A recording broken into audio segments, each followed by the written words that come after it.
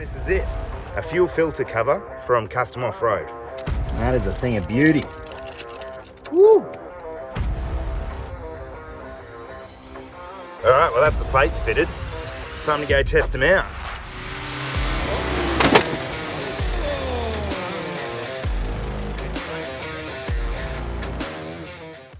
Hey guys, today I'm going to be talking about underbody protection and fitting something new to my car. Number one, best mod I've done to the car by far is fitting some big bash plates.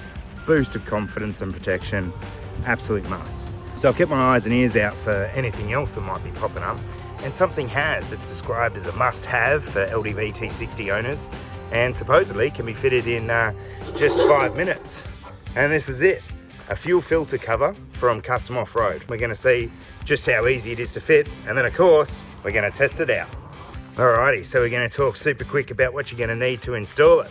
It's this little guy, a 15mm socket. Literally, that's all you need. Let's do it.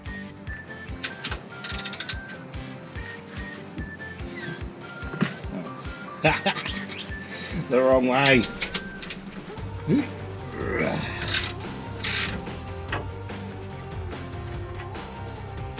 Alright. Straight away you can see there's a bunch of dirt and mud stuck up there. There's already been a few scratches on this fuel filter, so I reckon I've just got pretty lucky so far. Good on me.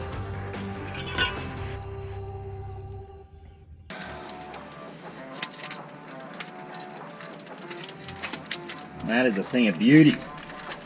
Woo!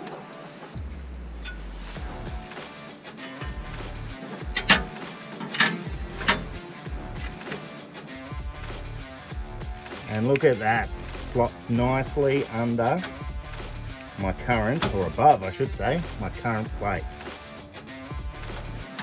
Oh, what a design! Okay.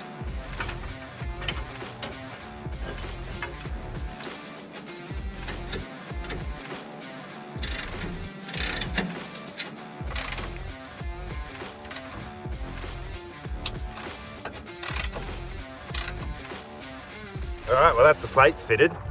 Time to go test them out. But for that, I reckon we're probably going to have to drive 400 kilometres to Perth. That feels like the right thing to do. Let's do it.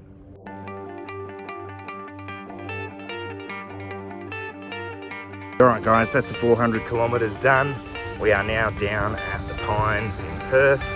Time to see what these plates are all about.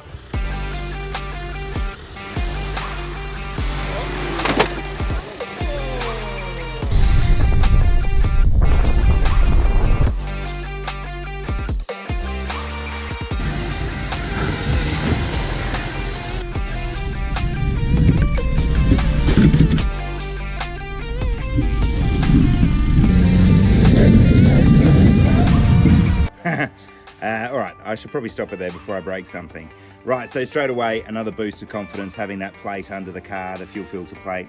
Do I reckon it's a must-have? You know what, for confidence sake off-road, yeah, I do. When we were up in the Murchison there, that's a really remote area. There's certainly not spare parts hanging around. That would have been one hell of a tow if I damaged the fuel filter. So yes, must have if you're going off-road and you want that confidence to know you're not going to bust something and then get stuck out bush. Now, if I'm not using the Ute off-road, I'd probably consider it, but I don't think it's really necessary just if you're driving around on the road. But yeah, there you go. There's my opinion. Glad you asked for it. Now, this little bit's going to be a bit odd, unless you're on my socials, in which case, you know why I'm eating corn chips out of the box. Those socials are Facebook and Instagram at this stage, so obviously you're watching on YouTube, thank you very much. But we're also on Facebook and Instagram now. And it's really difficult. It's Dicey Ricey Off-Road on both. So if you search for both Facebook and Instagram, Dicey Ricey Off-Road, you're going to find the account. And we're putting way more stuff up there than we are on the channel. Just in the nature of it's easy to take a photo and talk about it rather than cut together a video. Anyway, thanks for watching this one. In the upcoming videos, we've got some talk around some rust, which is always popular with the LDV T60s. And we do have a big announcement, not in the next video, but in the one after. So keep an eye out for that. Thanks, guys.